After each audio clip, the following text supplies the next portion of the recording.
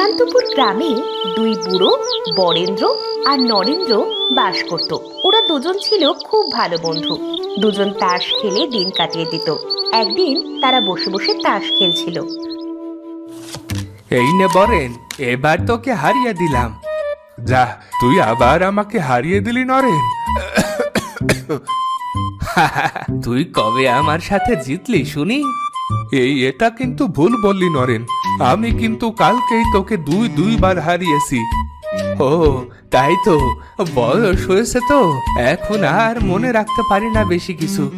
হ্যাঁ রে নরেন, বয়সটা তো কম হলো না, কাজকর্ম এখন আর বেশি একটা করতে পারি না। আমারও তো তাই অবস্থা। বাড়িতে ছেলে বউটা উঠতে বসতে খোঁটা দেয়, কাজ করতে বলে, কিন্তু আমার কি আর গায়ে গতরে সেই জোর আছে নাকি? বুঝলি নরেন, আমার অবস্থাটাও খানিকটা তাই। দুই ছেলেকে কত কষ্ট করে মানুষ করলুম, আর এখন তারাই খাওয়ার খোঁটা দেয়, বুঝলি তো? বউটা মরার পর থেকে আর সুখটাও কপালে জুটলো না। এভাবেই দিন কাটাতে হবে, এই আর কি। তা তো ঠিক, কিন্তু তুই অমন করে কাশছিস কেন আজ? ঠান্ডা লাগিয়েছিস নাকি? আর বলিস না, ঠান্ডার সমস্যাটা আজকাল ভারী বেড়েছে, বুঝলি? তা ওষুধপত্র খাস না বুঝি? আর ওষুধ? ছেলেটাকে বললাম কাশির ওষুধ লাগবে, সে মুখ ঝামটা দিয়ে বলল পরে পরে বসে থাকলে তো অসুখ লাগবেই। মেয়ের বাড়ি কদিন থেকে অসুখ ভালো করে ফিরতে পারো না? এই ছেলেগুলো বিয়ের পর কেমন বউয়ের ন্যাওটা হয়ে যায়। কই বাপু, আমাদেরও তো বিয়ে ঠা হয়েছিল, তা বলে বাপ মায়ের অযত্ন তো করিনি কোনো কালে। সে কি আমিও করেছি নাকি? আর ভালো লাগে না, বুঝলি বরেন? এই বাড়িতে থাকতে আমার আর ভালো লাগে না। সারাদিন ছেলে বউয়ের মুখ ঝামটা আর খিটপিট শুনে মনে হয় একদিকে বেরিয়ে যায়। তা কোথায় যাবি শুনি? চোখ দুটো যেদিকে নেয় সেদিকেই হাঁটবো। আমারও কি ভালো লাগে নাকি এখানে থাকতে? যদি পারতাম তো আমিও বেরিয়ে পড়তাম। তবে থাক, আজ উঠি রে, দেরি হয়ে গেল। আচ্ছা যা তবে।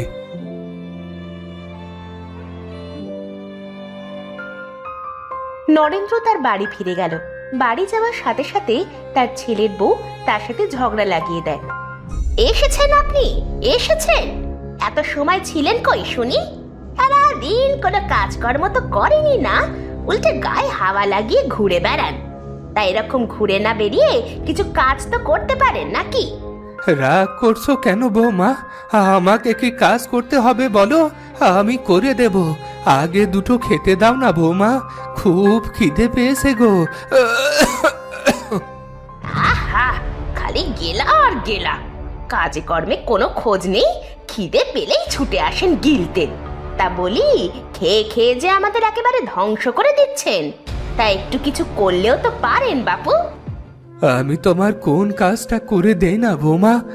আমাকে এভাবে খাওয়ার খোঁটা দিলে তুমি? মরণ, শুধু শুয়ে বসে গিলে দিন পার করবেন, আর আমি কিছু বলতে গেলেই শরীরে ফোসকা পড়ে নাকি? না বৌমা, এ শরীরে আর কিছুই পারে না গো বৌমা। এই শরীর যে তোমার কথার ধারে লোহাই পরিণত হয়েছে। হয়েছে হয়েছে, এই নাকি কান্না নাটক না ফেদে একটু কাজ করে আমাদের উদ্ধার করুন এবার। নাটক যত সব। না, তোমার দয়ায় আর না বৌমা, এ বাড়িতেও আর না। তোমরা সবাই সুখে থাকো। আমি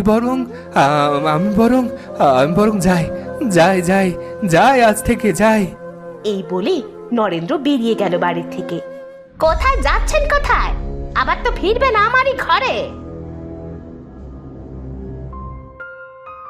নরেন্দ্র আর পিছনের দিকে না তাকিয়ে সোজা চলে গেল বন্ধু বরেন্দ্রর বাড়িতে। গিয়ে জানলার বাইরে দাঁড়িয়ে দাঁড়িয়ে শুনতে পেল বরেন্দ্র আর বরেন্দ্র ছেলের কথা। বাবা, এভাবে কথা বলছিস কেন? আমি কি তোর ঘরে বোঝা হয়ে গেছি? তা নয় তো কি শুনি, তোমার জন্য তোমার বৌমার কত কাজ বেড়ে যায় বলো তো, তার উপর নতুন নতুন ফাই ফরমাস চালাও। যখন তুই ছোট ছিলি তখন তোর মায়ের আর আমারও তো কত কষ্ট হতো তোকে পালতে, আর আজ তুই আমাকে এভাবে কথা শোনাচ্ছিস। ঠিক আছে, আমি আর কোনো দিন তোর বাড়িতে পা রাখবো না। আমার বাড়িতে পা রাখবে না তো যাবে কোথায়? দেখবো দেখবো। এই বলে বরেন্দ্র বাড়ি থেকে বের হয়ে গেল। আর তখন বরেন্দ্রর সামনে আসে তার বন্ধু নরেন্দ্র, যে এত সময় ধরে তাদের সব কথা শুনছিল আড়াল থেকে। কোথায় যাচ্ছিস বরেন? আরে নরেন, তুই এখানে? তুই না বাড়ি চলে গেলি? হ্যাঁ রে, চলে তো গিয়েছিলুম, কিন্তু থাকতে আর পারলাম কই। কি হয়েছে খুলে বলতো নরেন, তোকে এমন দেখাচ্ছে কেন? শোন তাহলে। নরেন্দ্র সবকিছু খুলে বলতে লাগলো বরেন্দ্রকে। বুঝেছি বুঝেছি, আমার সাথেও তো এমনই ঘটনা ঘটল রে নরেন। সব শুনেছি বন্ধু, আমি সব জানি। তা কি করবি ভাবলি এখন? ফিরে যাবি আবার? না, এই প্রাণ থাকতে আর ওই বজ্জাত মেয়ে মানুষের বাড়িতে ফিরবো না। যা হয় হোক কপালে। তা তুই কি করবি? আমি আবার কি করব? তোর সাথেই যাব, ওদের কাছে আমি আর ফিরবো না। তা তো ঠিক আছে, কিন্তু এবার আমরা যাবোটা কোথায়? কি বা খাবো রে বরেন? চল দেখি কি করতে পারি, কিছু না কিছু একটা ঠিক করব দুজন মিলে। ঠিক আছে, চল তাহলে।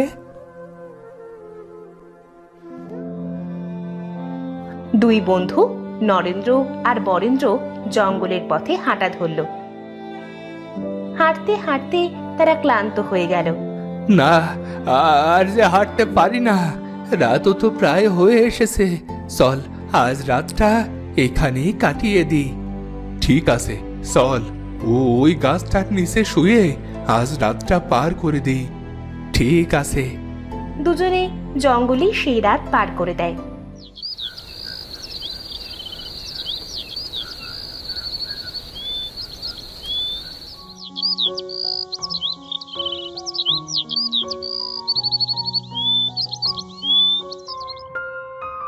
পরদিন সকালে।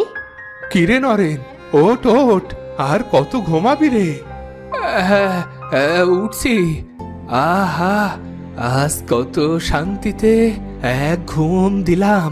ঠিকই বলেছিস রে, মাথায় বোঝা আর চিন্তা না থাকলে হয়তো এমনই শান্তি লাগে।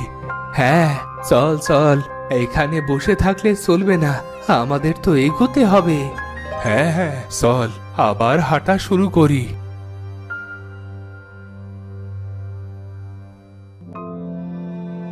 হাঁটতে হাঁটতে ওরা এক নদীর কাছে এসে পৌঁছলো। নির্জন এলাকায় ওরা সেই নদীতে কোনো নৌকা খুঁজে পেল না। এদিকে যে কোনো মাঝি দেখছি না রে নরেন। এখন কি হবে রে বরেন? আমরা ওই অত বড় নদী পার করব কি করে?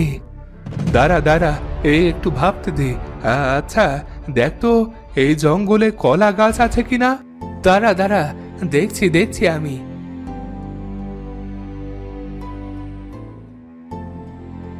নরেন্দ্র কিছুক্ষণ খুঁজে কয়েকটা কলা গাছ দেখতে পেল। বরেন, কই রে বরেন, এই দেখ এখানে কতগুলো কলা গাছের সারি, গাছে কত কলাও আছে, দেখ, দেখে যা। আরে এ তো মেঘ না চাইতেই জল, কলা গাছে কত কলা ঝুলে আছে। যাক, খাওয়ার বন্দোবস্তও হয়ে গেল। আহ, কত খিদে পেয়েছিল, চল খেয়ে নি খানিকটা। নরেন্দ্র আর বরেন্দ্র কলা খেয়ে নিজেদের পেট ভরালো। আর সেই কলার গাছ থেকে এক ভেলা নির্মাণ করলো। বরেন, ভেলা বানানো তো শেষ, এবার এটা নিয়ে আমরা যাব কোথায় রে? যত দূর যেতে পারি তত দূর চল, পরেরটা পরে ভাববো। ঠিক আছে, চল এখনই বেরিয়ে পড়ি। দুই বন্ধু কলার ভেলায় ভেসে তাদের নদী পথে যাত্রা আরম্ভ করলো। ভাসতে ভাসতে হঠাৎ এক ভয়ানক ঝড় উঠল। কি বিপদ! এখনই যে এই ভেলাটা উল্টে যাবে এই ঝড়ে। শেষে কি এই ঝড়ে পড়েই মরবো নাকি রে বরেন? নদীতে ওই যে দেখ, ওটা কি যেন ভেসে আসছে। কোথায়? কিছু তো দেখছি না রে। আরে আরে আরে ওই তো একটা কালো মতো কি যেন ভাসছে, ওটা কি? যাই হোক, তুলে নে ভেলায়, যদি কাজে লাগে। ঠিক আছে, তুলছি। এ কি রে, এ যে একটা কলস, তাও আবার ভাঙা। হ্যাঁ রে, এই কলস আমাদের আবার কি কাজে লাগবে?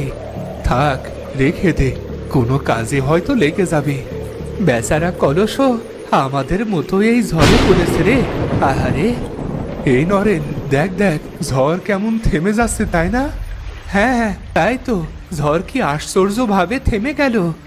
এমন তো আগে কখনো দেখিনি কোনো দিন, এত ভীষণ ঝড় এমন হুট করেই থেমে গেল। ঝড় পুরোপুরি থেমে যাওয়ার পর হঠাৎ কলসি থেকে ধোঁয়া বের হতে আরম্ভ করলো। সেই ধোঁয়ার সাথে বেরিয়ে এলো এক বিশাল দৈত্য। কে কে তোরা আমাকে এখান থেকে বের করলি? এ কি রে বরেন, এ যে দেখি এক দৈত্য, শেষে কি তবে আমরা দৈত্যের পেটে যাব রে? আমরা তোমায় বের করেছি এখান থেকে, দৈত্য মশাই। আমি বরেন্দ্রনাথ আর আমার বন্ধু নরেন্দ্রনাথ, কিন্তু আমরা জেনে বুঝে কিছু করিনি। আমরা তো ঝড়ের মুখে পড়েছিলাম, এই ভাঙা কলসিটা ভাসতে দেখে তুলে নিয়েছিলাম। তোরা আমায় ভয় পাস না রে, তোরা তো আমাকে এখান থেকে মুক্ত করেছিস। এক মুনির অভিশাপে এই ভাঙা কলসের মধ্যে আমার প্রাণ চলে আসে। সে বলেছিল আমি বছরের পর বছর এখানে আটকে থাকবো, যতক্ষণ না পর্যন্ত আমাকে কাজের ভেবে কেউ তুলে না নেয়। ভাঙা কলসি হওয়ার কারণে কেউ দেখেও আমাকে তুলতো না। এই আমি বিভিন্ন সমুদ্র নদী পার করে এখানে এসেছি, আর তোরা এখান থেকে আমাকে উদ্ধার করলি। বল বল কি চাই তোদের? আমি তোদের দুজনকে দুটো বর দেব। তাই নাকি দৈত্য? আমরা খুব খুশি হয়েছি তোমাকে মুক্ত করতে পেরে। এই বরেন, আমরা কি চাইব রে? আজ আমাদের এই বার্ধক্যের জন্য আমাদের এত বিপদ, তাহলে আমাদের এই বার্ধক্য কমিয়ে গায়ের জোর বাড়াতে বলি। কি বলিস তুই? ঠিক বলেছিস, তবে চাইছি আমি। দৈত্য, আমাদের বয়স হয়েছে, তাই অনেক কিছুই করতে পারি না। তুমি আমাদের বয়স কমিয়ে দাও আর গায়ে জওয়ানদের মতো জোর দাও। বেশ, এই নাও, তোমাদেরকে আমি 20 বছরের যুবকের মতো বানিয়ে দিলাম। তোমাদের শরীরে এখন জওয়ানের মতো শক্তি ফিরে পাবে তোমরা। এবার বলো বরেন্দ্র, তোমার কি ইচ্ছা? আরে আরে, কি দেখছি রে আমি নরেন, আমরা যে সেই যুবকটি হয়ে গেছি রে। তাই তো দেখছি নরেন। ঠিক আছে, তবে দৈত্য, আমার ইচ্ছা হলো তুমি আমাদের এমন একটা কলসি দাও যেখান থেকে আমরা যখন চাইবো তখনই মোহর পাবো। বেশ, তাই দিলাম। এই যে কলসি, এটাই যখনই তোমরা মোহর চাইবে তখনই মোহর পাবে। এখন একবার চেয়ে দেখো। ঠিক আছে দৈত্য, আমরা এখনই সে দেখছি। কলস রাজ, মোহর দেওয়া তোমার কাজ। মোহর চাওয়ার সাথে সাথেই কলসিটা মোহরে ভরে গেল। তোমরা খুশি তো? হ্যাঁ দৈত্য, আমরা খুব খুশি। বেশ, এখন তবে আমি যাই, তোমরা সুখে থেকো। দৈত্য চলে যাওয়ার পর নরেন্দ্র আর বরেন্দ্র তাদের নতুন জীবন শুরু করে। তো বন্ধুরা, ভিডিওটি কেমন লাগলো? যদি ভালো লাগে চ্যানেলটি সাবস্ক্রাইব করে বেল আইকনটি বাজিয়ে দিও। দেখা হচ্ছে পরের ভিডিওতে। ধন্যবাদ।